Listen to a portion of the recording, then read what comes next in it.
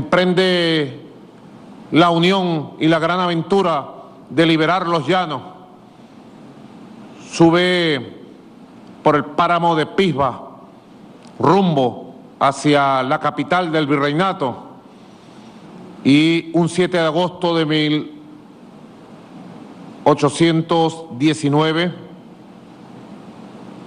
allá tiene la gran victoria de la batalla de Boyacá y libera lo que hoy es Colombia, consolida la libertad, toma Bogotá, emite un conjunto de decretos y ya la Gran Colombia toma cuerpo, toma fuerza.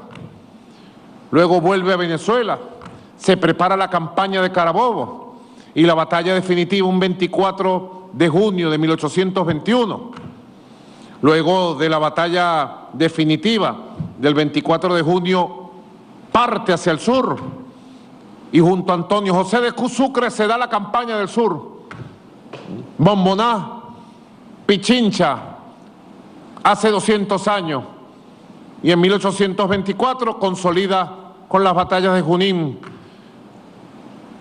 y las batallas de Ayacucho, la liberación de todo un continente, la consolidación de Colombia, la grande, Colombia la de Bolívar, Colombia la unitaria. Para ese momento precisamente surge este mapa, el mapa oficial de la Gran Colombia, como ustedes pueden ver. Si se puede tomar bien en cámara, el mapa oficial de la Gran Colombia, un inmenso territorio, hermoso, el proyecto cohesionador, unitario de Bolívar, de lo que hoy es Venezuela, Colombia, Panamá y Ecuador. En el caso del mapa de la Gran Colombia, ya República Libre en 1819, también nuestro mapa incluye nuestra Guayana Esequiba. Desde el río Esequibo al oeste, todo es Venezuela, todo es Gran Colombia. Desde el río Esequibo al este, el Imperio Británico, potencia imperial ocupante. Son pequeños detalles que quiero compartir con ustedes, embajadores, embajadoras, encargados de negocios, cónsules, invitados especiales, amigos y amigas del mundo, vicecancilleres. El canciller Iván Gil no se encuentra presente porque se encuentra viajando en este momento para Rusia para un importante encuentro con el canciller Sergei Lavrov allá en Moscú en los próximos días. Una jornada de trabajo con nuestra hermana Rusia. Luego se dan los acontecimientos, auge, apogeo, consolidación del Ejército Libertador, de la Gran Colombia, de la liberación del Perú, de la fundación de Bolivia y el impacto inmenso que tiene para la liberación de todo el continente, para la consolidación de la independencia de México, para el logro de la independencia de toda Centroamérica, para desprender todo un continente de 300 años de dominio colonial europeo y español. En 1830, lamentablemente, 1829, 1830, se dan un conjunto de movimientos disolventes, si se pueden llamar movimientos disolventes, tanto en territorio de Venezuela como en lo que hoy es Ecuador. Se da el intento de asesinato por parte de Francisco de Paula Santander contra el Libertador. En la noche de Centembrina triste, tratan de matar a Bolívar. Traición de quienes habían sido héroes de la independencia para acabar con el proyecto de Bolívar, de unión, de independencia, de grandeza, de igualdad, de libertad, de prosperidad.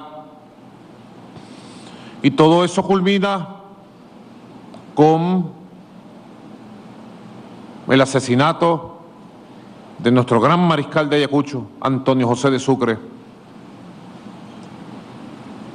segundo al mando de la gesta de independencia suramericano, joven líder revolucionario, estadista, gigante militar de nuestra historia, y luego la traición y el deceso de nuestro libertador Simón Bolívar. Y luego se da un momento triste, oscuro, muy oscuro y triste para nuestra historia, con la separación de la Gran Colombia. Se imponen los caudillismos, se imponen las fuerzas divisionistas, se impone la traición, y en cada uno de nuestros países, en vez de haber construido una gran nación poderosa y unida, que se presentara ante el mundo como habíamos nacido, como una potencia, nos dividimos en 2, 3, 4 pedazos, 5, 10, 15 pedazos, de lo que llamaron algunos historiadores en el siglo XIX, en vez de haber sido una gran república unida, una nación de república, nos convertimos en 10, 15 republiquetas, divididas, en guerra, sometidas, dominadas y hegemonizadas ahora por los nuevos imperios. En esa época salió un mapa político dibujado por el sabio Agustín Codazzi, que establecía con mucha claridad el mapa de esa Venezuela naciente. Y siempre en el mapa político de Agustín Codazzi, siempre Venezuela, como es, llegaba hasta el río Esequibo. Fíjense ustedes en esto, el río Esequibo era nuestro límite con el Imperio Británico, potencia colonial ocupante de la llamada Guyana Británica. Todo esto era nuestro gran macizo guayanés, nuestra Guayana, la octava estrella que puso Bolívar y rescató Chávez. La octava estrella, maravillosa, hermosa, y estará esa octava estrella por los siglos de los siglos en nuestra bandera. Nadie la podrá negar, nadie la podrá tachar, nadie la podrá quitar, jamás ni nunca. La octava estrella de Bolívar, la octava estrella de nuestra Guayana, que brilla en el firmamento. 1840. No los quiero atiborrar de documentos, mapas. Luego empezó, entonces, primer periodo, primer momento, 1492, 1840. En 1825, el Imperio Británico reconoce la independencia de Venezuela, la existencia de la República y los límites de la República de Venezuela. Aquí tengo un mapa más pequeño que muestra las líneas del avance expansionista, colonialista del Imperio Británico. Pero el primer mapa es el que me interesa en este momento, Cilia. Yo sé que a ti te interesa también, como especialista, jurisconsulta sabia. El primer mapa es cuando el Imperio Británico reconoce a la Gran Colombia, perdón, a Venezuela. No, 1825, a la Gran Colombia. Reconocen la independencia. Y se fija claramente en el mapa el Esequibo, otra vez el Esequibo bien dibujado, bien bonito.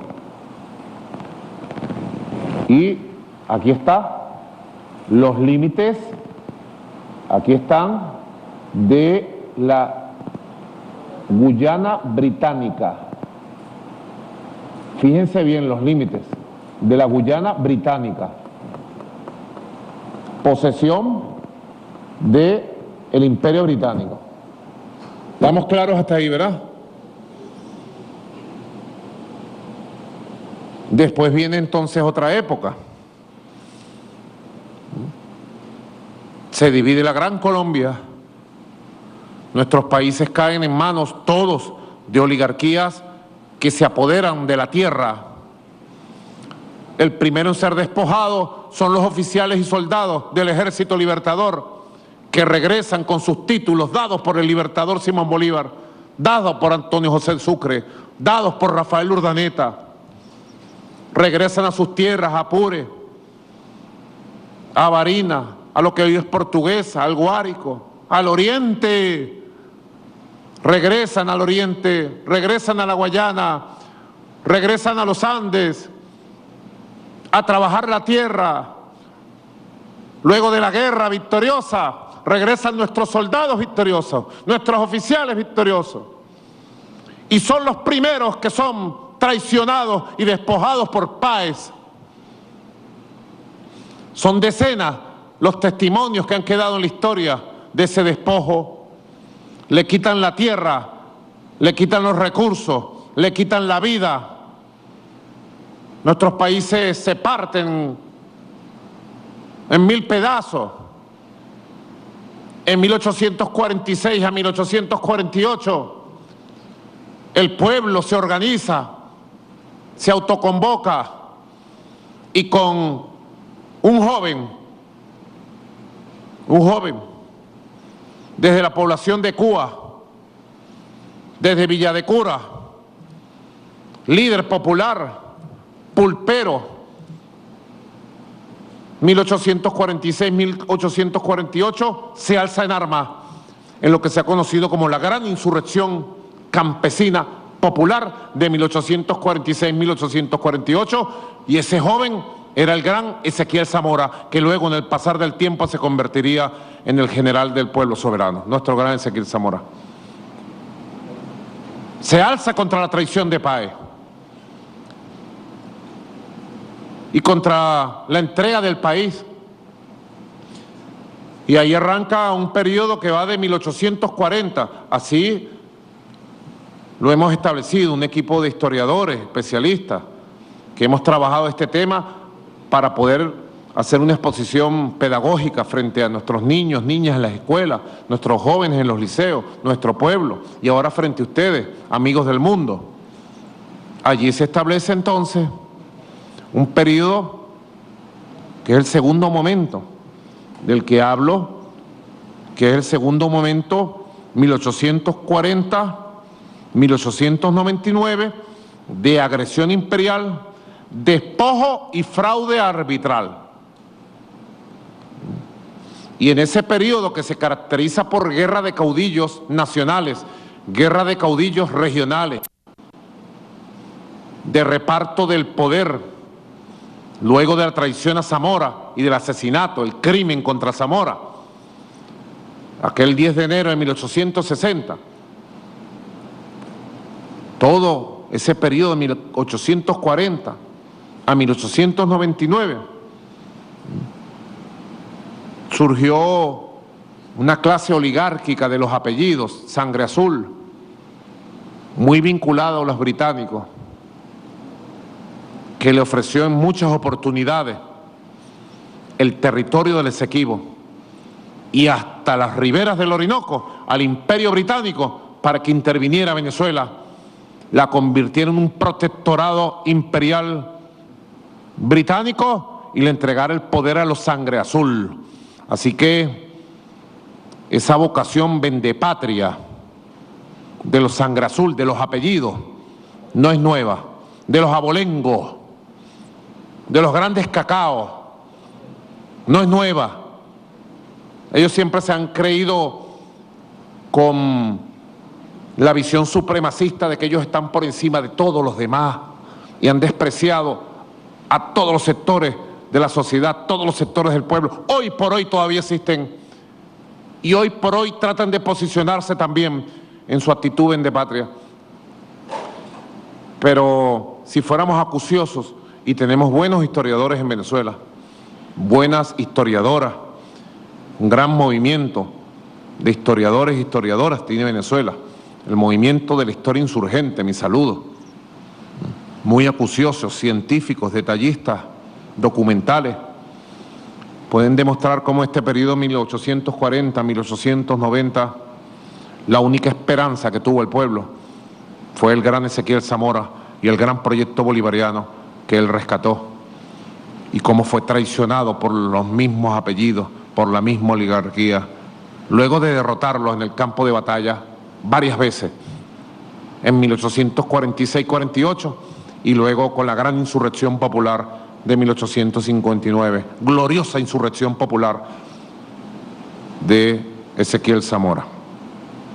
En ese periodo, entonces, les puedo mostrar lo que se determinó después y llamó la línea Chombour.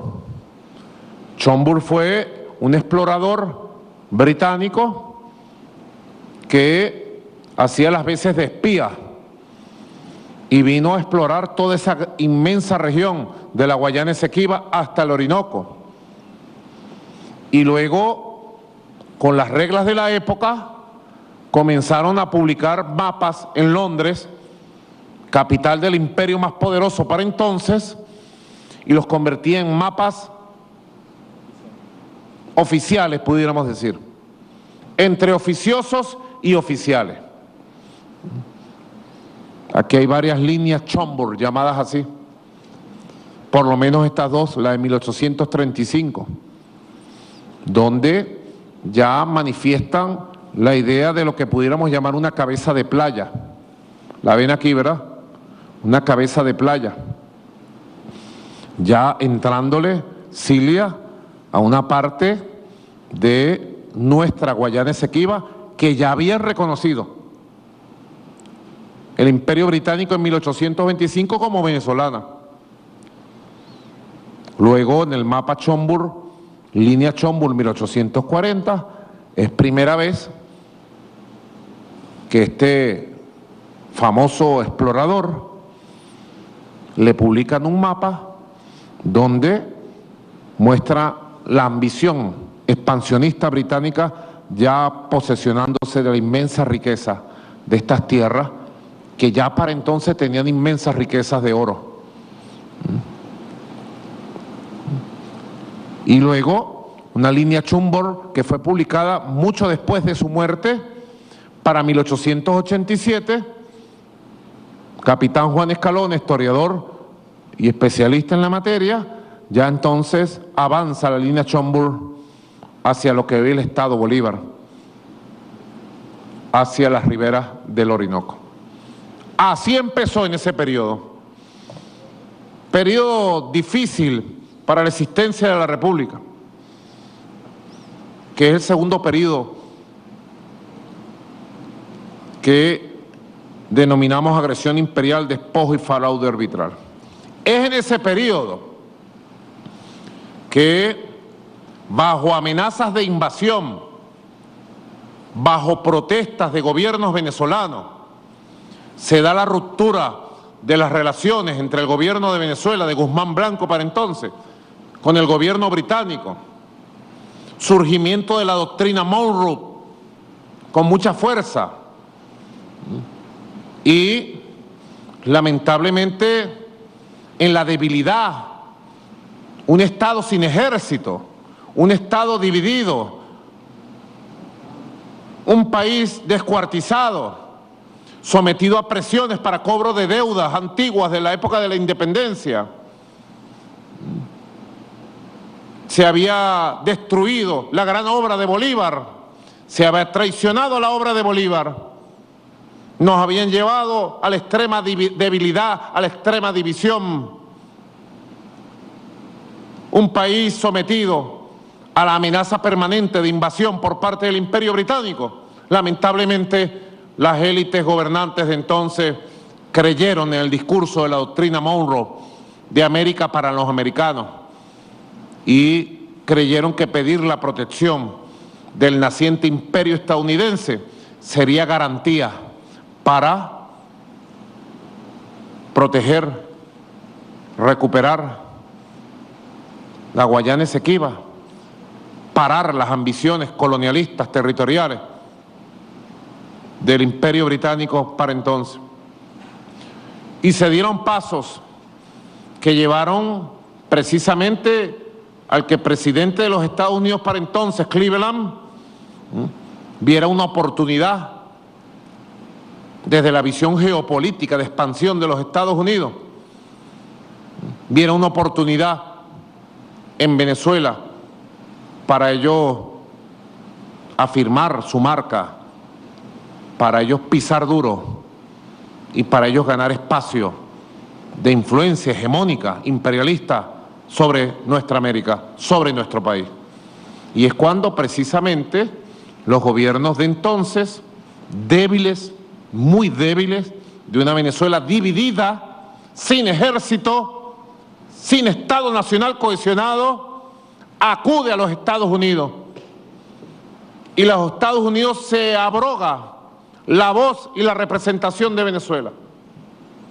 Y firman en 1897 el llamado Tratado de Washington, donde establece una mediación para la creación de un tribunal arbitral. Los tribunales arbitrales de entonces, ¿saben ustedes? Eran simple, ¿cómo es que llamaría un abogado?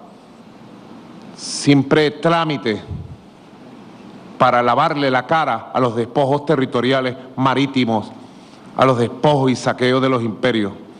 Así fue por muchos siglos, y el siglo XIX así también fue. Es lo que llaman las fórmulas desiguales en otros continentes, en otros lugares del mundo, ya declaradas todas nulas y ritas. Todo ese derecho imperial del siglo XIX, finales del siglo XIX, principios del siglo XX, ha sido declarado por la independencia de importantes pueblos como el chino, como el de la India, totalmente nulos e írritos, y han ocupado su soberanía. Son temas que hay que estudiar y profundizar a fondo, porque con el conocimiento y la ciencia defendemos la verdad de Venezuela en todos los espacios que nos toca.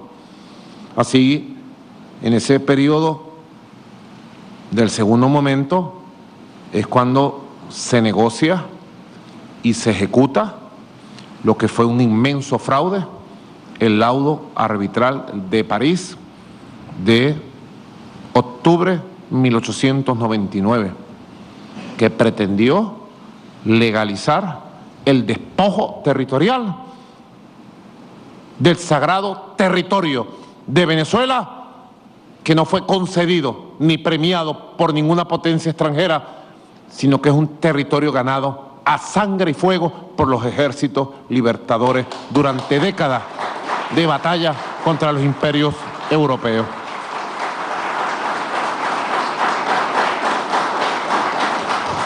Ahí pasamos a un tercer momento, que lo hemos ubicado de 1900 a 1966,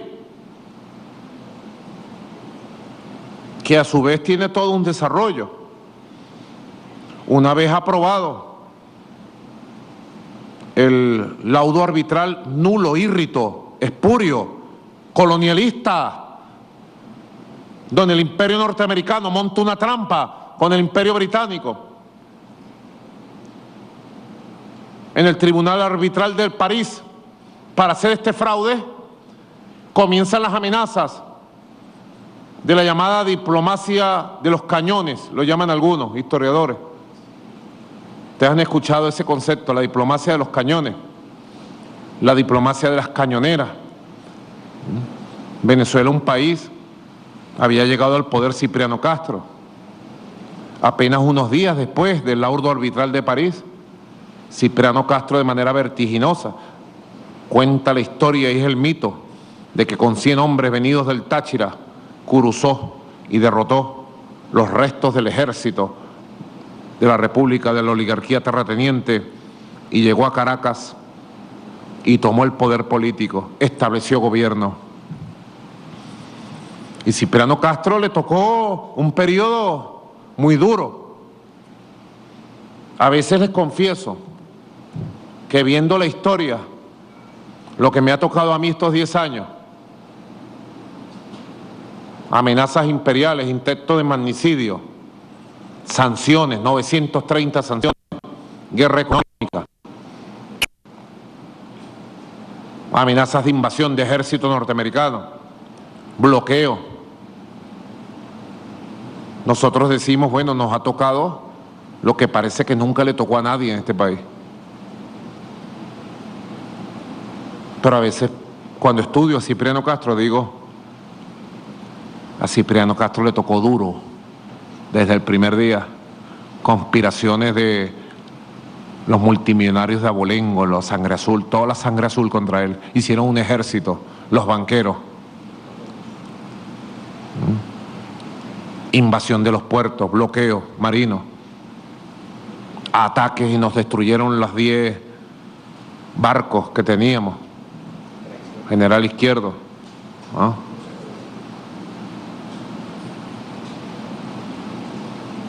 Y luego, diciembre de 1908, que el hombre había pasado, soportado, vencido, bloqueo, amenaza, guerra económica, buques extranjeros, planes de invasión, como el plan que ha descubierto Samuel Moncada. 1905 lo descubrió una biblioteca estadounidense, estaba el plan completo hecho por el presidente Thomas Jefferson para invadir Caracas, para invadir Venezuela con el ejército de Estados Unidos, con los marines. ¿Para qué? Para apoderarse del petróleo, ya temprano en 1905. 1908 se enferma, deja encargado de la presidencia a su compadre, Juan Vicente Gómez, y está saliendo de La Guaira en el barco, y Juan Vicente Gómez se declara presidente, da el golpe de Estado. Y a los días llega un barco de guerra de los marines estadounidenses, se baja un teniente coronel, eso consta en los archivos de la Cancillería, eso lo encontré yo una vez curucuteando los archivos de la Cancillería. Llega un teniente coronel estadounidense y lo reciben aquí en el Palacio de Miraflores con honores, como que fuera un presidente de la República. Ya las empresas estadounidenses, la embajada estadounidense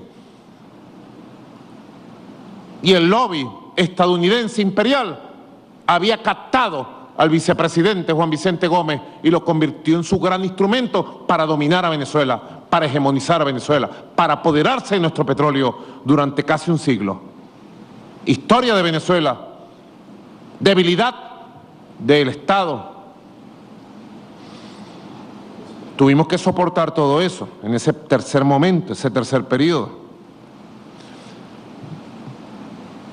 Luego viene la llamada Segunda Guerra Mundial. Y luego de la Segunda Guerra Mundial, que gracias al Ejército Rojo de la Unión de Repúblicas Socialistas Soviéticas se logra derrotar el nazifascismo, surge la Organización de Naciones Unidas, se retoman las bases de lo que era la construcción del derecho internacional público, se fundan las nuevas instituciones, y en ese periodo coincide precisamente reforzando la posición histórica de Venezuela de declarar nulo e írrito ese laudo, de no reconocer desde esa época. Ningún gobierno de Isaías Medina Angarita en adelante reconoció más nunca ninguna instancia internacional para dirimir la controversia de la Guayana Esequiba, jamás. Y le digo a los historiadores de derecha que le he estado leyendo, sean justos con la historia y reconozcan que la posición de Venezuela desde el digno gobierno de Isaías Medina Angarita hasta nuestros días, todos los gobiernos de todos los colores, incluyendo con mucha fuerza el gobierno del comandante Chávez y mi gobierno, hemos tenido una posición única de no reconocer ninguna instancia judicial y menos la Corte Internacional de Justicia para dirimir la controversia de la Guayana Esequiba. Es una posición histórica de Venezuela que ratifico, que mantenemos. Hay bastantes razones históricas para pensar de esa forma, para actuar de esa forma. Por eso, el tercer momento, 1900-1966, lo llamamos diplomacia imperial de las cañoneras, denuncia del fraude, el despertar de la conciencia y el Acuerdo de Ginebra, porque es en 1946, 1949, cuando uno de los abogados impuesto por los Estados Unidos, porque no permitieron un solo abogado de Venezuela en el Tribunal de París de 1899, ni la presencia de ningún venezolano allí. Malet Pravet, ante su enfermedad, recibió un rayo de luz y dejó escrito un documento histórico donde dejó pruebas testimoniales de cómo se cometió el fraude en París contra Venezuela. Luego aparecieron muchos documentos en investigaciones históricas del padre Pablo Ojer, y en Venezuela siempre hubo un debate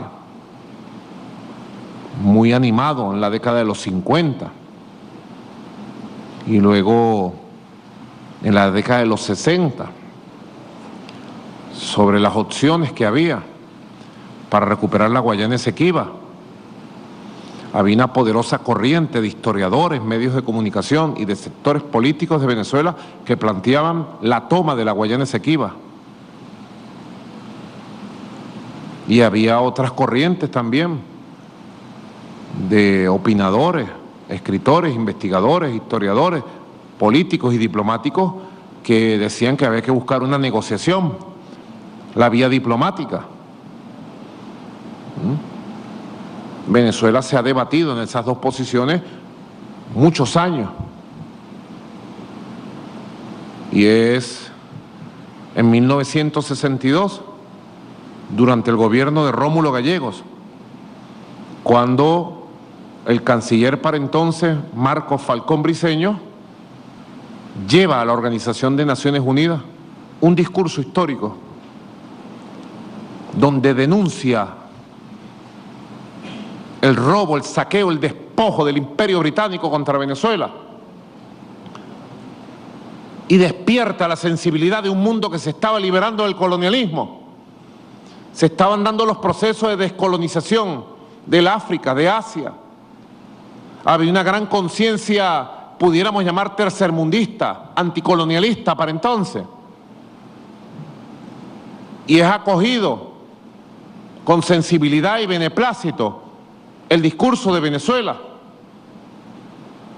Ya el Imperio Británico comenzaba a conceder la independencia de algunos países del Caribe, hermanos países del Caribe, en negociaciones.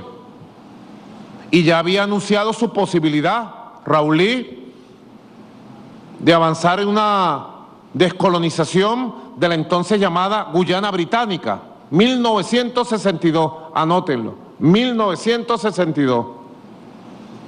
Esas negociaciones avanzan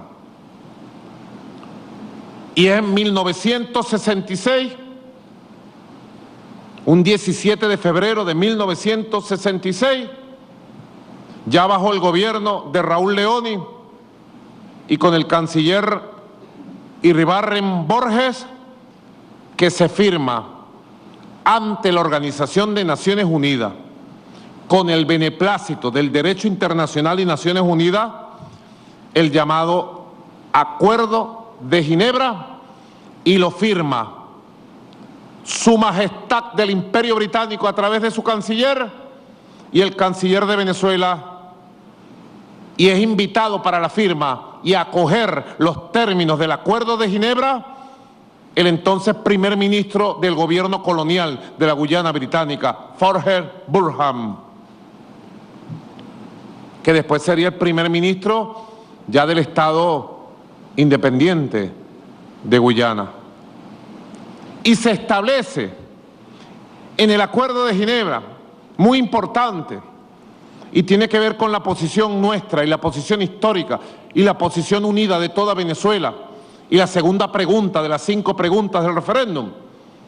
Se establece el Acuerdo de Ginebra como el único instrumento legal sobre la base del derecho internacional para dirimir de manera amistosa, diplomática y satisfactoria para las partes la controversia de la Guayana Esequiba y la contención que Venezuela tiene sobre la Guayana Esequiba.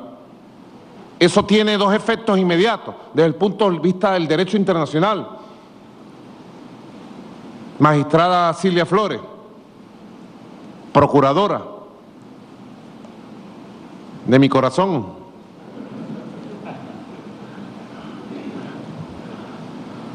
tiene 2 efectos directos. Ustedes que son diplomáticas, expertos en el derecho internacional, el Acuerdo de Ginebra, en primer lugar, establece que hay una controversia sobre la Guayana Esequiba y que hay que dirimirla a través de los métodos de la diplomacia internacional, del derecho internacional.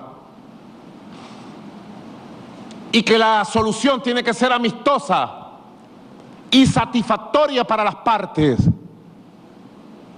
No puede quedar una parte no satisfecha con la solución de la controversia. Quiere decir que el Acuerdo de Ginebra, amigos y amigas del mundo, hombres y mujeres que me ven por redes y medios, el Acuerdo de Ginebra hizo borrón y cuenta nueva y dejó el laudo arbitral de 1899 muerto, de muerte natural, muerto quedó, de muerte natural.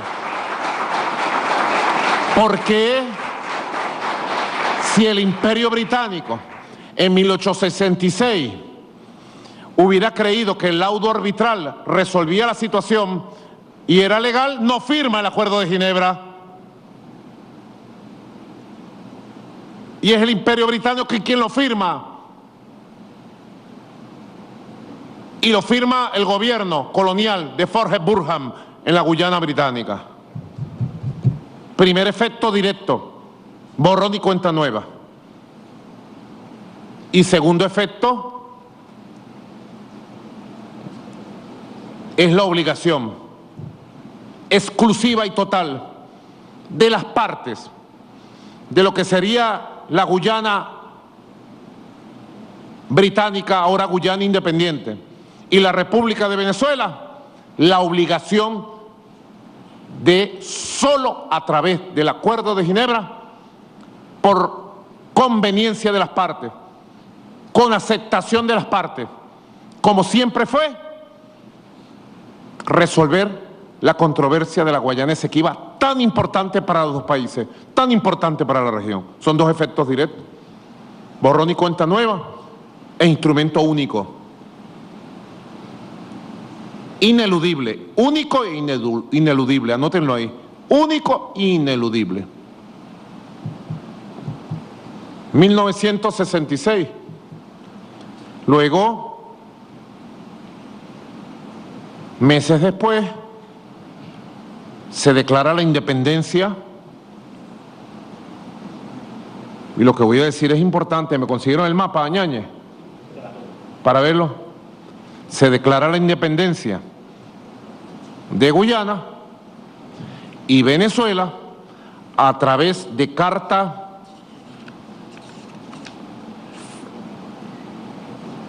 de la Cancillería del 26 de mayo de 1966. Tengo copia certificada en mi mano de los archivos históricos del país. 26 de mayo de 1966. Venezuela saluda al gobierno de Jorge Burham. Venezuela reconoce al nuevo Estado independiente y Venezuela deja reserva escrita y legal de la controversia por el territorio de la Guayana Esequiba. Esto es un tema importante porque pretende ser manipulado. Pásame uno de los mapas, por favor. Correcto. Este es un tema importante porque pretende ser manipulado. Venezuela reconoce el 26 de mayo de 1966 el surgimiento de un Estado independiente en Guyana, en lo que era la Guyana británica, que es, como lo dice esta carta, del Esequibo, río Esequibo, para allá, para el este, y de lo que es el río Esequibo, para acá, para el oeste, es territorio que está controvertido, y está bien definido lo que está controvertido. Yo les voy a leer la parte de la reserva, para que ustedes vean qué importante es. Qué importante es. Aquí está el mapa, si me permiten, y el camarógrafo hace su mejor esfuerzo con el zoom. Venezuela dice, le dice Guyana, reconozco tu independencia y el surgimiento de este Estado.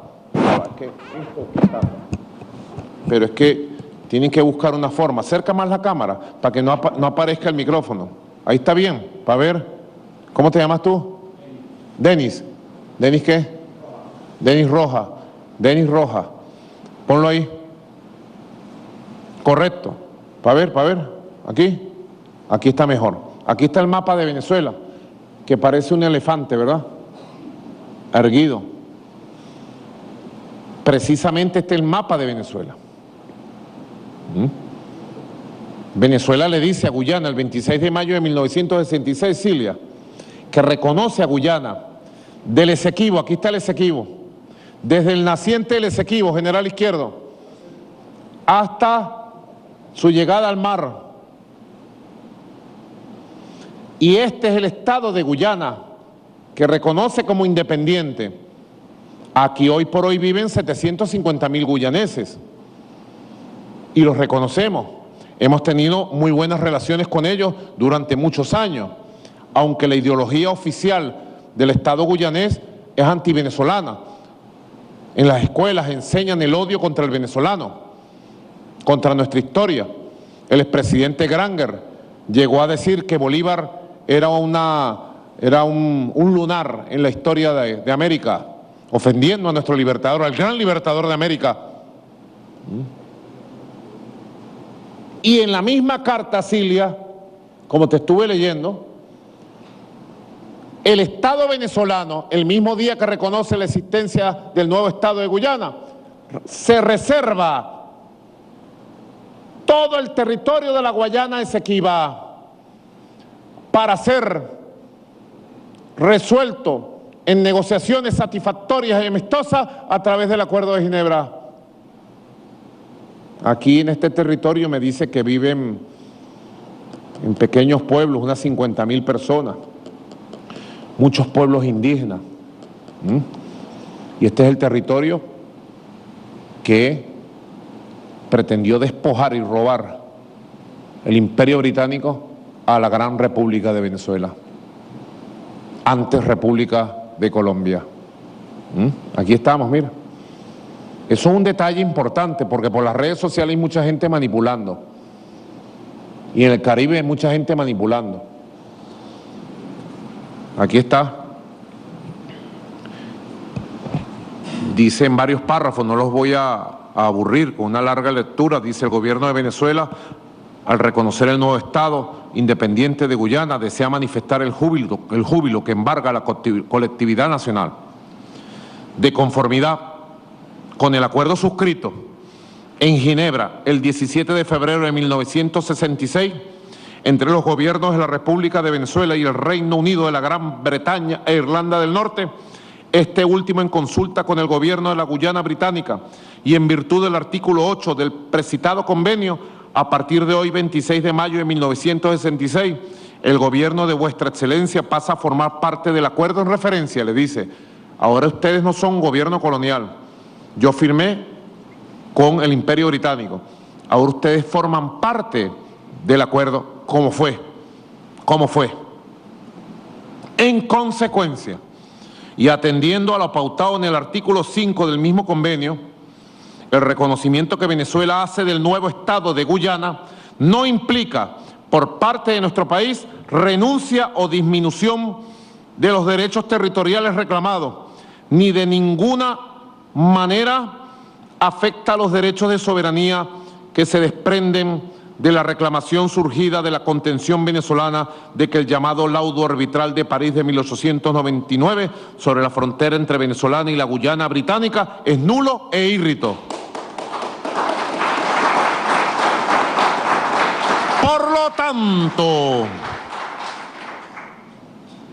Por lo tanto, Venezuela reconoce como territorio del nuevo Estado el que se sitúa al este de la margen derecha del río Esequibo y reitera ante el nuevo país y ante la comunidad internacional que se reserva expresamente sus derechos de soberanía territorial sobre toda la zona que se encuentra a la margen izquierda del precitado río.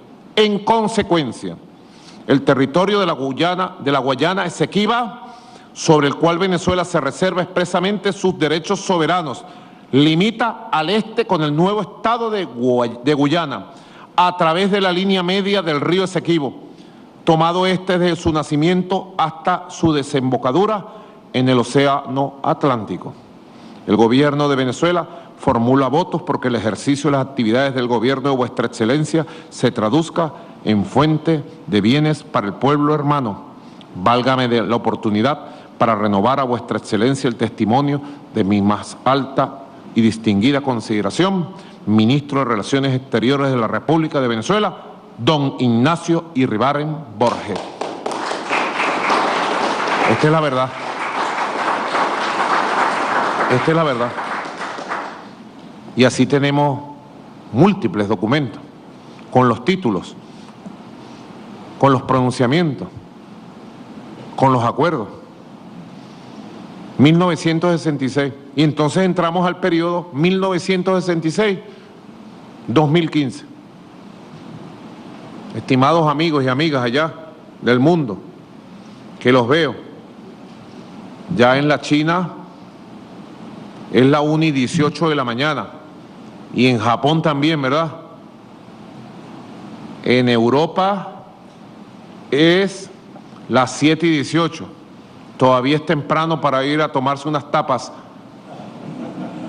allá en Madrid o en Barcelona, o ir en Roma a un buen lugar de unos buenos amigos, como nos llevaron la otra vez a comer una buena pizza romana.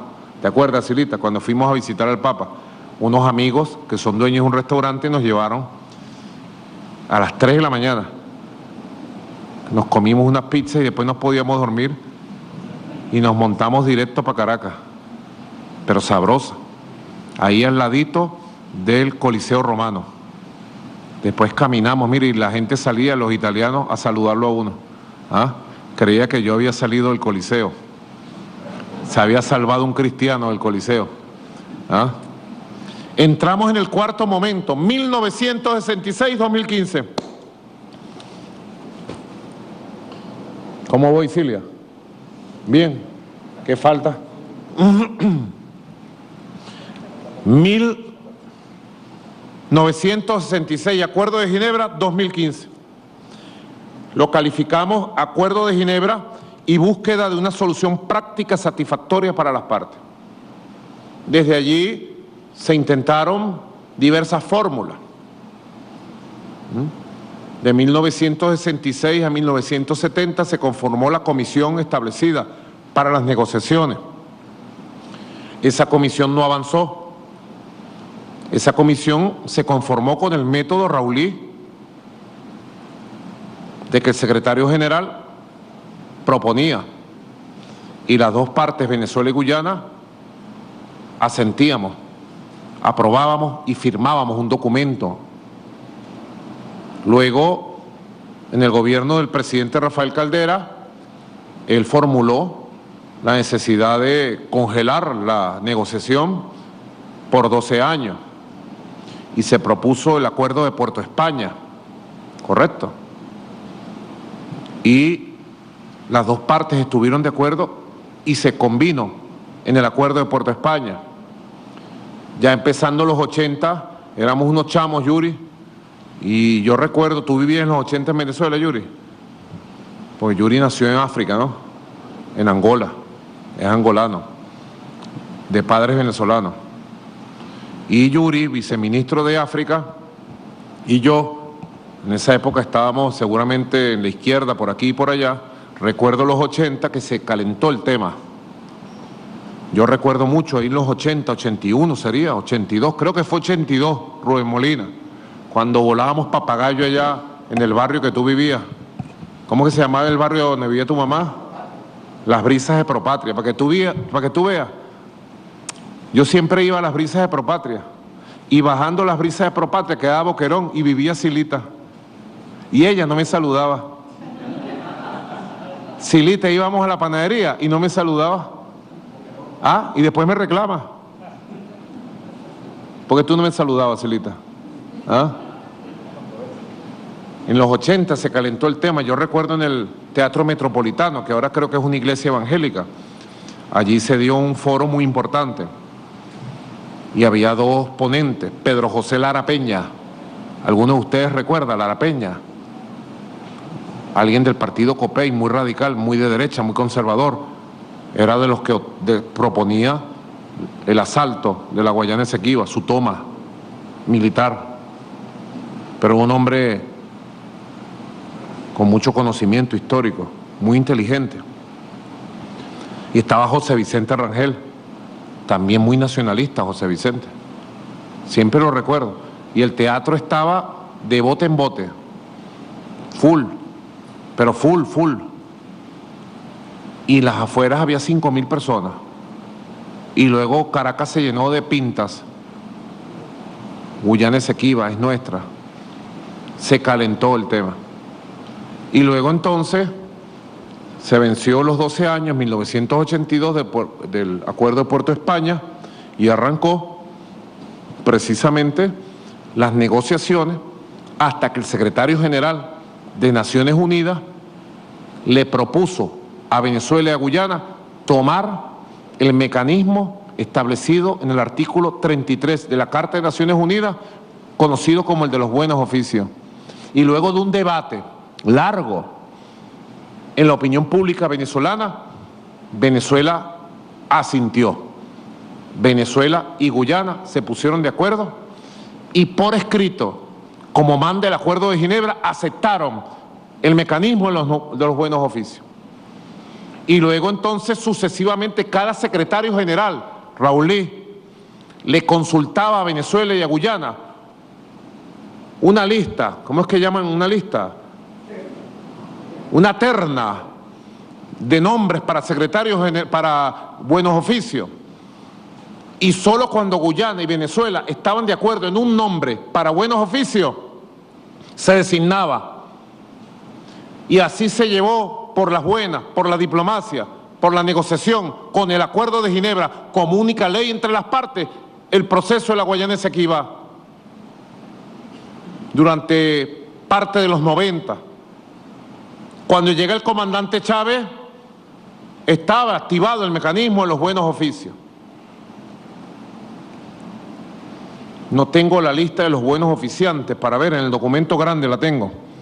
El documento grande, por favor, consíguemelo, porque estos son detalles que hay que decir.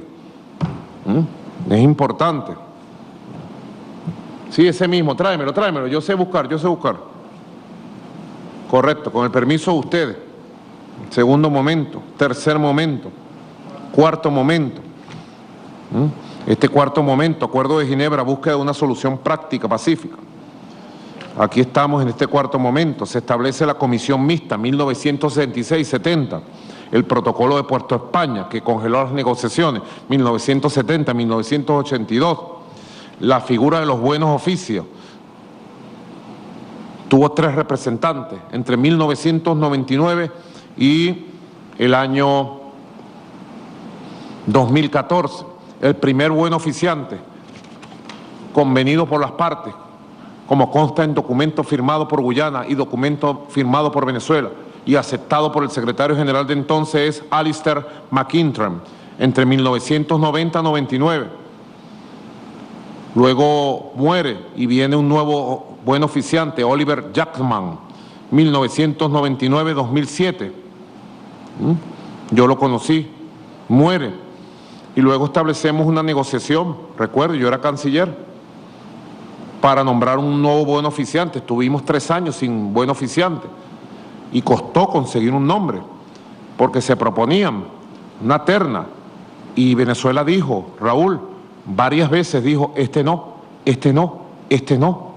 Y el secretario general no podía tomar por su propia cuenta, por su propia mano, no podía tomar un buen oficiante. Tenía que esperar el consentimiento de Venezuela, como mandata el Acuerdo de Ginebra.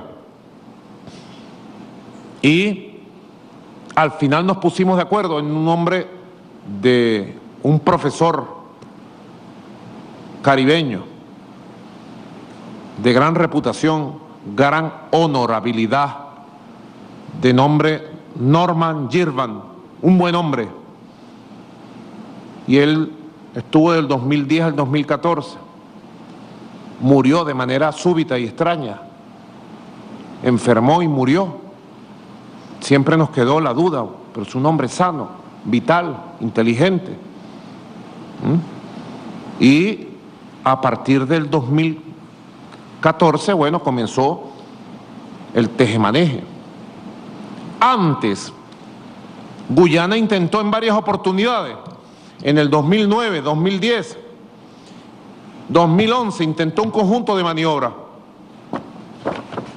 Yo voy a dar a conocer por primera vez este documento de mi mano. Es un documento histórico donde se establece toda la verdad de lo que debe ser el proceso de la Guayana Esequiba, que hoy la Asamblea Nacional ha sacado a consulta pública, legítima, necesaria, constitucional, al pueblo de Venezuela, con 5 preguntas. Resulta que en el año 2011, bueno, primero tendría que yo decir, en justicia, en el año 2000 al 2004 aproximadamente, pero en el 2000 estábamos en plena campaña electoral, 14 de julio del 2000, y Guyana anuncia que va a construir una base militar para lanzamiento de cohetes al espacio en territorio de la Guayana Esequiba. En plena campaña electoral. ¿Para qué? Para perturbar el clima electoral interno de Venezuela. Y empezó la derecha, los periódicos El Nacional, El Universal, Globovisión, Televisora, la guerra mediática. Y Chávez, ¿qué vas a hacer, Chávez? Y Chávez, ¿qué vas a hacer? Y Chávez, ¿qué vas a hacer para cambiar el curso de la campaña electoral? Que ganó muy bien el comandante Chávez con el 60% de los votos, aquel 30 de julio del 2000. Y después de pasadas las elecciones, el comandante Chávez tomó las riendas con mucha fuerza y logró, con mucha fuerza, firmeza, tino diplomático, que se desechara, se abandonara la idea de construir una base militar para cohetes al espacio por parte de Estados Unidos y Guyana. Triunfo diplomático de alto nivel del comandante Hugo Chávez, entre muchos triunfos. Igualmente,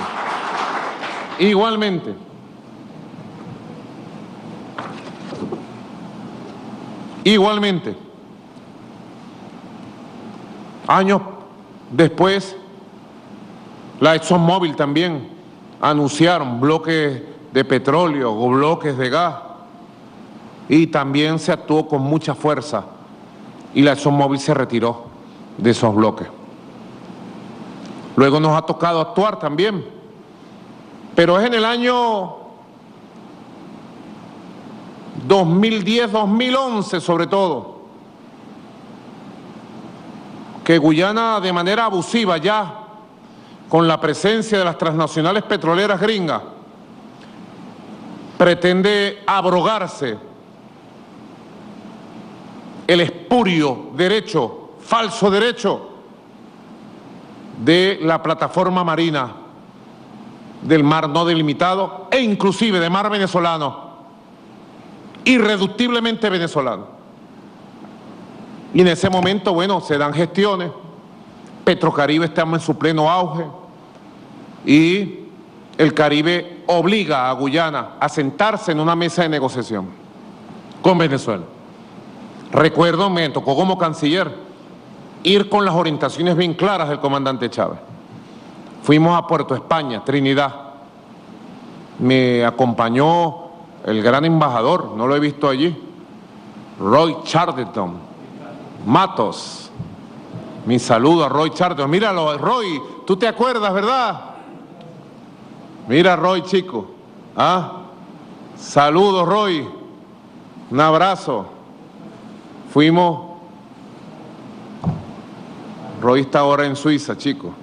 Roy es un erudito de los derechos de Venezuela, de la diplomacia venezolana. Nuestro pueblo lo quiere mucho, yo lo quiero mucho a Roy.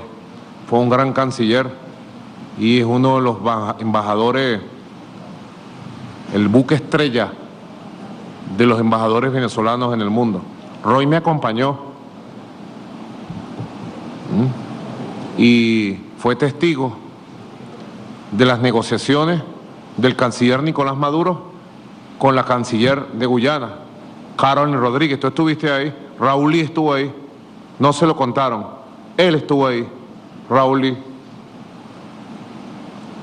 Y después de debates donde le demostramos los derechos de Venezuela, donde le mostramos que ese mar estaba por delimitar y ellos no podían actuar de esa manera, donde le demostramos que el Acuerdo de Ginebra era el único documento, redactamos un documento que es comunicado público y es un documento histórico de prueba fehaciente, poderosa, de los derechos de Venezuela y de prueba fehaciente y poderosa de la diplomacia del comandante Hugo Chávez para defender los derechos de Venezuela sobre la Guayana Esequiba.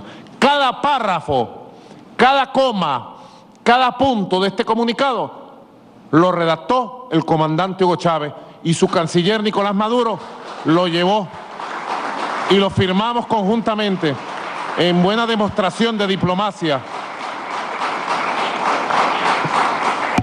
Dice el comunicado, si me lo permiten, denle un cafecito para que aguanten. Ya vamos a terminar porque hay otros documentos importantes. Dice el comunicado, declaración conjunta de la ministra de Relaciones Exteriores de la República Cooperativa de Guyana, Su Excelencia Carolyn Rodríguez Birquet, y el ministro del Poder Popular para Relaciones Exteriores de la República Bolivariana de Venezuela, Su Excelencia Nicolás Maduro Moro. La ministra de Relaciones Exteriores de la República Cooperativa de Guyana, Su Excelencia Carolyn Rodríguez Birquet, y el ministro del Poder Popular para Relaciones Exteriores de la República Bolivariana de Venezuela, Su Excelencia Nicolás Maduro Moros, se reunieron en el día de hoy en la ciudad de Puerto España, República de Trinidad y Tobago, con el objetivo de revisar asuntos de interés mutuo, incluyendo el procedimiento de los buenos oficios. Es imperdible cada párrafo. Los ministros expresaron su satisfacción por las excelentes relaciones que se han desarrollado entre los dos estados y reiteraron su compromiso para mantener dicho nivel de relaciones. Los ministros reconocen el nivel histórico que ha alcanzado las relaciones bilaterales, caracterizados por el respeto, la fraternidad y la solidaridad, coincidiendo en que Guyana y Venezuela desarrollan hoy proyectos de cooperación en las áreas más diversas y consolidan su integración en esquemas como la Unión de Naciones Suramericanas, UNASUR, Petrocaribe y la Comunidad de Estados Latinoamericanos y Caribeños, CELAC, convencidos de que los lazos que les unen superan el legado de división heredado del colonialismo. Esa es nuestra doctrina nuestra diplomacia, nuestra doctrina bolivariana. Al discutir la solicitud hecha por Guyana ante la Comisión sobre los límites de la plataforma continental, Guyana manifestó que reconocía el derecho de Venezuela, del gobierno de la República Bolivariana de Venezuela, a dar a conocer sus puntos de vista ante la Comisión. Por su parte, Venezuela recordó su legítimo derecho de soberanía y jurisdicción en la fachada atlántica. Ambos ministros acordaron que en lo sucesivo sus respectivos facilitadores discutirían los temas relacionados con la petición de Guyana e informarán a sus respectivos gobiernos. Ambos ministros reconocen que la delimitación de fronteras marítimas entre los estados sigue siendo un tema pendiente y coincidieron en que dicha delimitación requerirá negociaciones. Punto. Es un tema pendiente. No puede Guyana entregar licencias ni bloques de petróleo o gas en aguas que están por delimitar, o inclusive, lo que es peor, en agua irreductiblemente de Venezuela por el derecho internacional.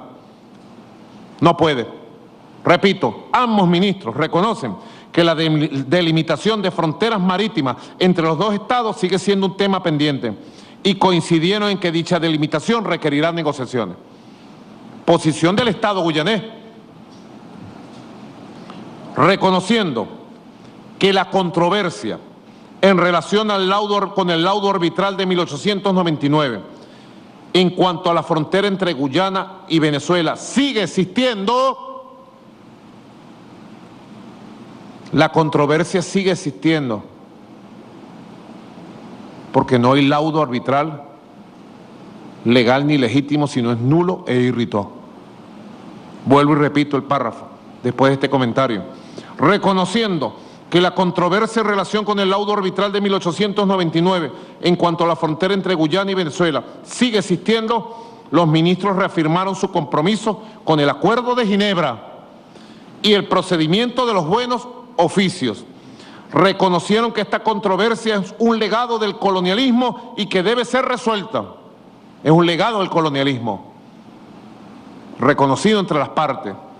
Los ministros informaron al representante personal del secretario general de Naciones Unidas, profesor Norman Girvan, de sus conversaciones. Finalmente, los cancilleres de Guyana y Venezuela agradecieron al gobierno de Trinidad y Tobago por su excelente apoyo en facilitar esta reunión. Puerto España, 30 de septiembre de 2011, y firman. Esta firma ustedes lo conocen. Firma de Maduro. Y la firma de la canciller Caroline Rodríguez. Documento oficial entre las partes.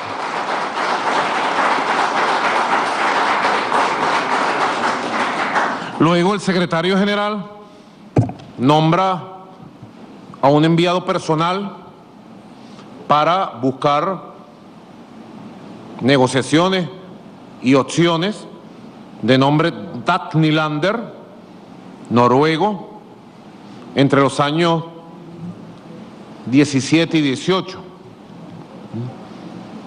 1966, 2015, el cuarto momento. Y es precisamente cuando muere el comandante Chávez, cuando cambia de plano, mejor dicho, porque jamás ha muerto, cuando cambia de plano, ¿cómo es que decía Ali Primera? Cuando cambia de paisaje nuestro comandante amado Hugo Chávez, que comienzan las conspiraciones. 2013, 2014, y en el año 2015 coinciden muchas cosas de la ofensiva imperial contra Venezuela. Uno, el 9 de marzo del 2015, de un momento a otro, Venezuela es sorprendida con un decreto que firma Barack Obama como presidente de Estados Unidos, declarando que Venezuela era una amenaza inusual y extraordinaria para la seguridad nacional de Estados Unidos. Una declaración de guerra, pues. Porque eso es un decreto que lo sacan solo cuando decretan guerra contra otros estados, contra otros países.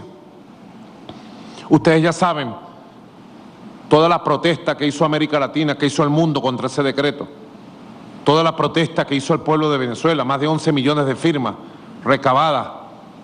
Y ustedes ya conocen lo que me dijo a mí Obama, cara a cara, face to face, en Panamá.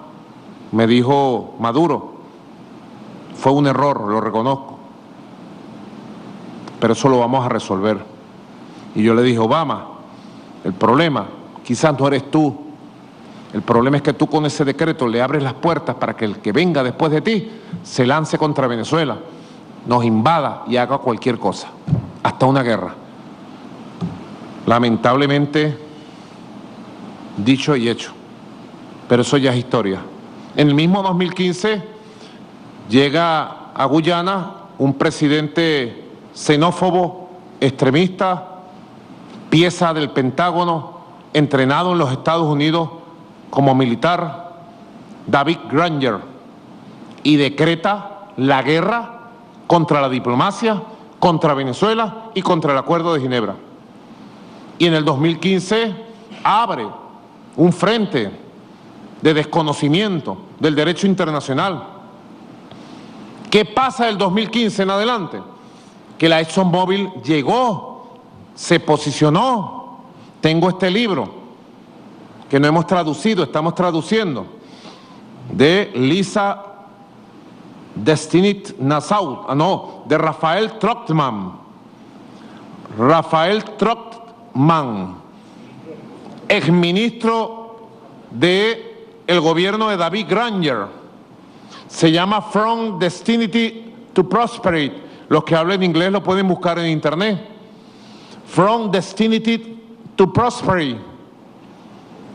Aquí confiesa que la ExxonMobil le dio 18 millones de dólares al presidente David Granger, al gobierno de Granger, para que desconociera el Acuerdo de Ginebra, para que se lanzara en una guerra política y diplomática contra Venezuela y para que le entregara las concesiones de petróleo a la ExxonMobil sin cobrarles un centavo. Entre tantas pruebas que ya van surgiendo, un libro oficial, él lo escribe porque le parece una gracia lo que ellos hicieron, pero es en el 2015 precisamente que empieza otro periodo. Por eso es que el quinto momento lo ubico yo de manera sintética en esta exposición entre el año 2015 y 2023. Es el quinto momento de la conspiración contra Venezuela. Arranca una conspiración multidimensional desde los Estados Unidos contra Venezuela, desde la derecha extremista venezolana contra su país. Conocimos todo lo que pasó 2016, 17, 18, las posiciones firmes que hemos mantenido, y luego en los años 2017, 2018, 2019, 2020, los secretarios generales de Naciones Unidas toman una posición equivocada, errática. El antiguo secretario Ban Ki-moon y le hereda al secretario Antonio Guterres una posición totalmente desconocedora. Desconocen los mecanismos de funcionamiento consensuados del Acuerdo de Ginebra y le dan alas a la posición antidiplomática de guerra contra Venezuela por parte del extremismo de Guyana. Y es precisamente en esos años en que se rompen las reglas de juego. Y sin consensuar, sin el consentimiento diplomático, legal, político, jurídico de Venezuela, amenazan a Venezuela de que si en un año no llegamos a acuerdo a través de la facilitación de este señor Dag Nylander, ellos remitirían el caso a la Corte Internacional de Justicia. Sin el consentimiento jurídico, político, sin la firma de los representantes oficiales de Venezuela, que es el gobierno de la República Bolivariana de Venezuela.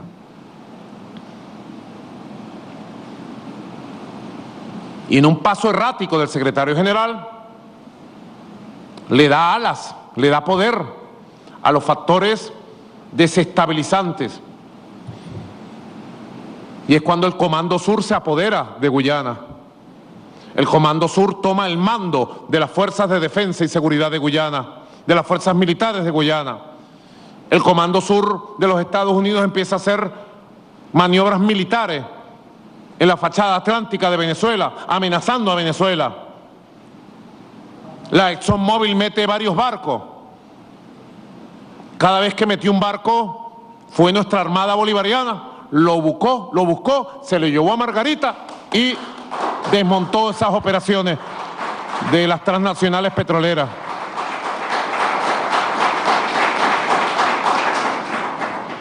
Porque es mar por delimitar. Y en el mar venezolano ni se atreven a tocarlo. Así que han sido años de agresión, de errores, de desconocimiento, de conspiración. Y Venezuela ha actuado con nervios de acero, con firmeza, con claridad, con diplomacia. Y hemos ratificado ante la maniobra de la ExxonMobil, ante la maniobra del gobierno de Estados Unidos de desconocer a través de su gobierno pelele de Guyana el Acuerdo de Ginebra y de llevarlo de manera unilateral a la Corte Internacional de Justicia. Venezuela ha ratificado en todas sus partes, en todas las instancias, la posición histórica de Isaías Medina Angarita, pasando por Rómulo Betancourt, por Leoni, por Hugo Chávez, por Nicolás Maduro, de que no reconocemos la jurisdicción, la competencia, de ninguna forma y manera, de la Corte Internacional de Justicia para dirimir la controversia de la Guayana Esequiba. ¿Más claro? No hay. Es la claridad de Venezuela. Y hemos ido a todas las instancias. Y le hemos pedido al CARICOM que sirva en un papel de diplomacia positiva.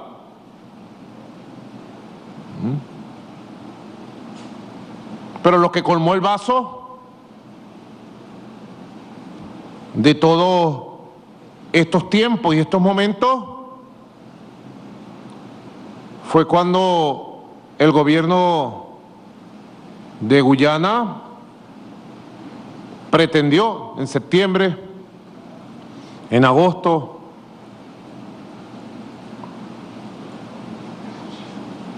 entregar, como procedió de manera espuria, licencias de bloques petroleros ya definitivas a la ExxonMobil y a otras transnacionales en el mar por delimitar y en el mar de Venezuela. Se los puedo explicar sencillo, atención, se los puedo explicar, seguramente lo podremos explicar con un mapa más grande, más adelante. Aquí está el territorio en controversia.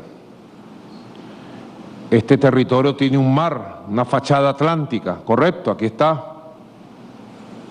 Esta fachada atlántica está por delimitar, correcto. Bueno, Guyana pretende entregar todo este mar por delimitar de manera ilegal y espuria a la ExxonMobil. Pero van más allá, aquí está el delta de Amacuro. Y aquí está nuestro mar, todo este es nuestro mar, bien delimitado, con Trinidad y Tobago inclusive, con el cual compartimos con Trinidad y Tobago yacimientos de gas que explotamos de manera conjunta, en buena demostración de diplomacia de paz. Ellos están entregando bloques de petróleo en el mar frente al delta Amacuro, aquí. ¿Qué hacemos?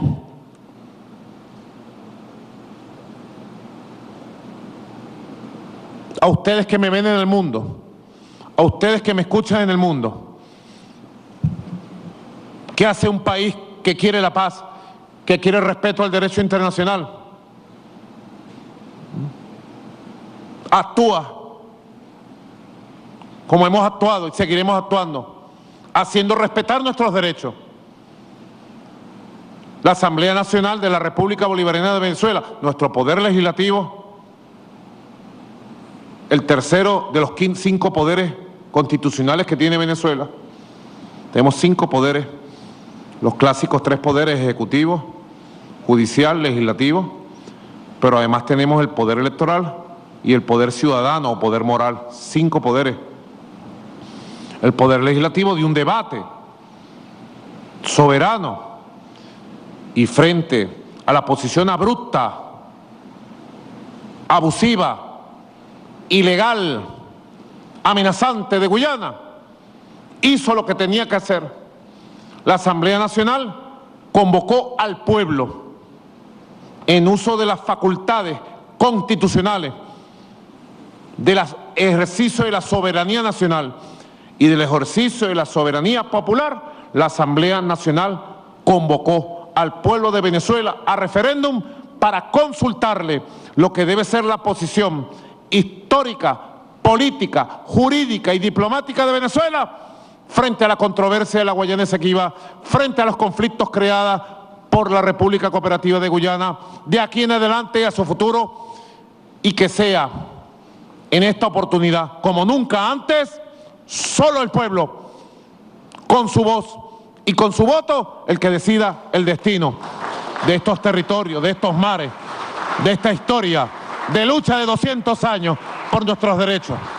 Solo el pueblo salva al pueblo. Soberanía popular, soberanía nacional. Son muchos documentos, como entienden ustedes. Son muchos elementos que tiene Venezuela a su favor y que hemos venido mostrando consecutivamente. Ya Venezuela se ha abierto un debate bonito. Hace una semana, un día como hoy, martes, tuvimos un gran encuentro de unión nacional entre todos los sectores económicos, religiosos, culturales, educativos, políticos, sociales, de la gran diversidad de lo que es Venezuela. En el Teatro Monumental Teresa Carreño, hermoso teatro de Venezuela, de Caracas. Allí asistieron 2.400 invitados. Asistieron los 335 alcaldes del país y alcaldesas, incluyendo la alcaldesa de Caracas, la capital, Caracas. Asistieron los 23 gobernadores y gobernadoras de los 23 estados del país, todos, del bolivarianismo y de la oposición. Asistieron todos los diputados de todos los grupos políticos y partidos políticos del Parlamento. Asistió el Poder Judicial, el Poder Electoral, el Poder Ciudadano, el Poder Ejecutivo en pleno, presidente, vicepresidenta, ministros, ministras. Yo estuve viendo las imágenes después y ayer estuve viendo un reportaje que hizo Telesur, la gran cadena de América Latina y el Caribe, la voz de América Latina y el Caribe, Telesur, nuestra gran Telesur. Estuve viendo un reportaje y increíble, Silvia, porque nunca antes en Venezuela había habido una reunión de esa calidad, de esas características, de esa amplitud para un tema de verdad nacional. Hoy puedo decirle ante el mundo entero, puedo decir, hoy, martes 14 de noviembre del 2023, Venezuela toda se ha unido para defender sus derechos históricos, jurídicos, sobre la Guayana Esequiba y su derecho a la paz, a la convivencia, a la solución pacífica de los conflictos, su derecho a votar el 3 de diciembre. Venezuela toda está unida, toda. Allá veo al embajador En Brasil, Manuel Badel. Allá veo al capitán bolivariano en Kuwait, embajador en Kuwait, capitán Ávila. Allá veo al otro buque insignia nuestro, el embajador Jorge Valero, buque insignia de la diplomacia venezolana, entre otros que puedo definir en los cuadritos aquí al frente. Mi saludo. Ustedes pueden sentirse allá en el mundo orgullosos y orgullosas de que Venezuela toda está unida. Todos los sectores se están incorporando al debate, al esclarecimiento de los temas, con buena fe. Préstame ahí, Tatiana Josefina, por favor. Muchas gracias, Tatiana Josefina. Del José Ábalos, Tatiana Josefina para el mundo. ¿Ah? Repartiendo volante, Tatiana, como en nuestros buenos tiempos. El que lee, lee como sea, al revés o al derecho. Miren qué bello estos volantes que está repartiendo la juventud, nuestras muchachas y muchachos en todas las calles de Venezuela. El Esequibo es nuestro, Venezuela todo. 3 de diciembre. Así, aquí. La cita es con la patria. Venezuela nos convoca. Y las 5 preguntas, que hay que estudiarlas, digerirlas, procesarlas, macerarlas y contestarlas. Hay una campaña que dice, vota 5 veces sí. 5 veces sí. Hay canciones que han surgido en reggaetón, en rap, en reggae, en salsa, en joropo, en música pop, en rock, en gaita. Fue la primera que surgió, la de los niños gaiteros del Zulia. Venezuela está en paz y va a seguir en paz, pero reivindicando sus derechos. En 200 años de lucha contra el Imperio Británico, contra su avance en despojo,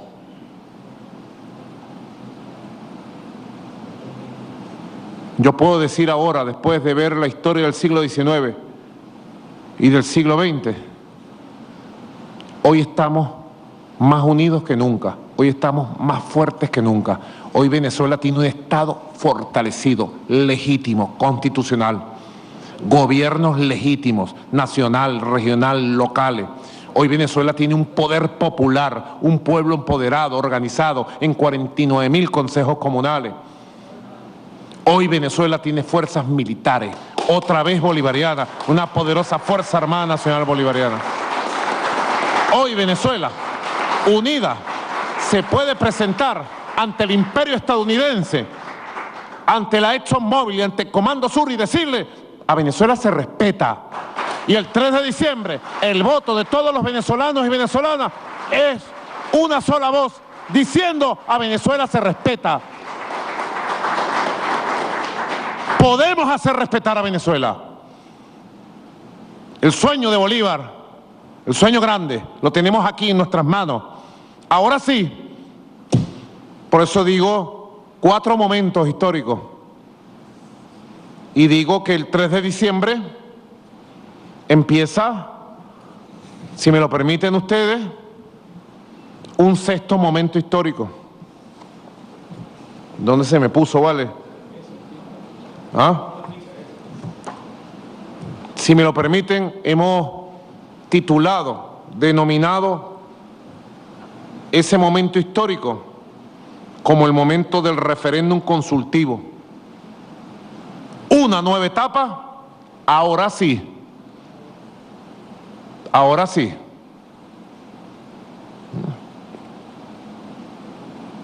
Las 5 preguntas están muy bien definidas y se están debatiendo, las están conociendo.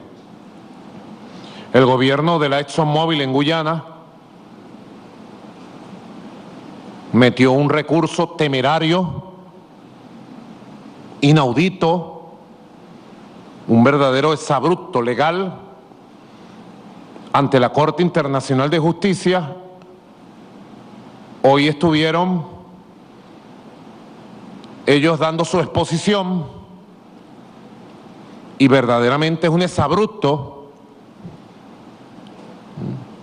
desesperado, porque lo primero que ellos dijeron, ese referéndum no tiene validez, y lo repitió la ultraderecha en Venezuela, lo repitió Guaidó en Miami.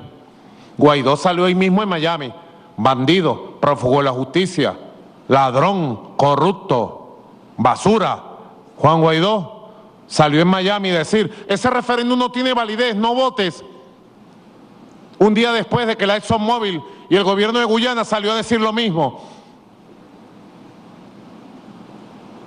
¿Para quién trabaja Guaidó y la ultraderecha? Los Leopoldo López, etcétera. ¿Para quién trabajan? Para la patria y para Venezuela no. Bandidos, ladrones, criminales. Pero Guyana y la ExxonMobil se van a decir los primeros días, no nos importa el referéndum, eso no tiene ningún efecto. ¿Y por qué después se van a la Corte Internacional de Justicia? ¿Por qué entonces el temor? ¿Cuál es el miedo? No tiene efecto. ¿Y por qué les importa el referéndum? Porque es un gran poder. Ellos pretenden que la Corte Internacional de Justicia derogue la Constitución de un golpe de Estado. Ellos pretenden que la Corte Internacional de Justicia derogue los artículos y le quite el derecho al voto del pueblo venezolano, le quite el derecho a participar, le quite el derecho a decidir. Y Venezuela ha tomado su decisión de que el 3 de diciembre decide sobre la Guayana Esequiba de manera soberana, de manera popular, votando pacíficamente en el referéndum consultivo convocado por la Asamblea Nacional. No habrá poder en este mundo, no existe. Se pretende aplicar lo que se llama hoy en el mundo, ustedes lo saben, embajadores, embajadoras, cónsules, encargados de negocio, amigos del mundo, ustedes lo saben. Se pretende aplicar con Venezuela el colonialismo jurídico, un nuevo tipo de colonialismo. Cuando el laudo de París, los tribunales lo conformaba el Reino Unido, la Gran Bretaña, los británicos y Estados Unidos. Y decían, este es el tribunal, estos son los 5 jueces, decidan. Naguará, ¿qué iban a decidir? Iban a decidir a favor de Venezuela o de los pueblos del mundo, de la India, de China, de México. Nunca. Colonialismo jurídico, diplomacia de las cañoneras. Ahora pretenden aplicarnos el colonialismo jurídico, o sea que no hay constitución en Venezuela. O sea que el pueblo de Venezuela no tiene derechos políticos, no tiene derechos civiles. El pueblo de Venezuela no tiene derecho a ir a votar. El pueblo de Venezuela no se puede consultar en referéndum. Es un exabrupto político, diplomático, jurídico. Y déjenme decirles que el que se mete con Venezuela se seca. Piénsenlo bien, piénsenlo bien, piénsenlo bien. Pero nosotros, nervios de acero, máxima preparación para votar, máxima alegría, campaña electoral pedagógica y el 3 de diciembre, domingo bendito, toda Venezuela en familia a votar 5 veces sí por la Guayana Esequiba, por la paz, por la soberanía y por la integridad territorial. Los invitamos.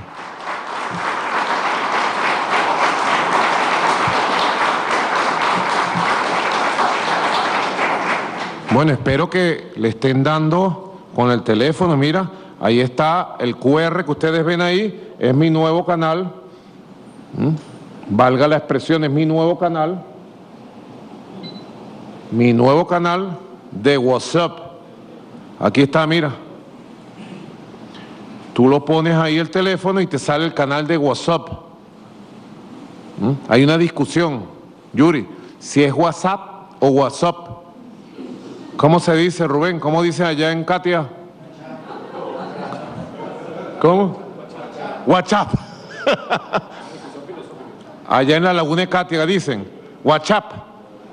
Bueno, ahí ustedes van a tener toda la información, todos los mapas, todos los videos. Están saliendo unos videos bellísimos que está haciendo la juventud, porque Venezuela está en campaña por la unión nacional, está en campaña por la alegría, por la paz, está en campaña por derechos históricos. Son derechos nuestros, son nuestros derechos.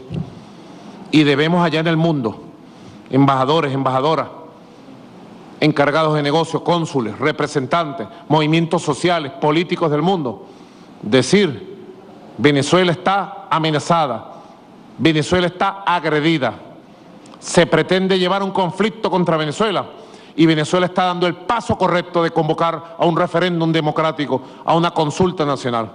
Estamos en nuestra ley, estamos en una buena ley, estamos en la constitucionalidad, estamos en la legalidad. Y como siempre digo,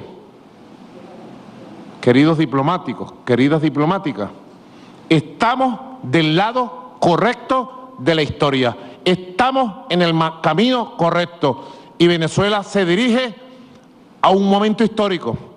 La séptima consulta, el séptimo referéndum, el 3 de diciembre, será un día histórico de energía, de alegría patria, de unión nacional. Así que los invito a defender la verdad de Venezuela en el mundo y que sigamos nosotros en el camino correcto de la historia, del lado correcto de la historia. Muchas gracias, pues. Que Dios me los bendiga por allá por el mundo, a desplegarse, a defender la verdad y a vencer. Nos vemos pronto. Muchas gracias. ¡Que viva Venezuela! ¡Que viva la paz! Gracias, muchas gracias. Señoras y señores, por favor. Evangelio de Dios, para que la ofrenda de los gentiles consagrada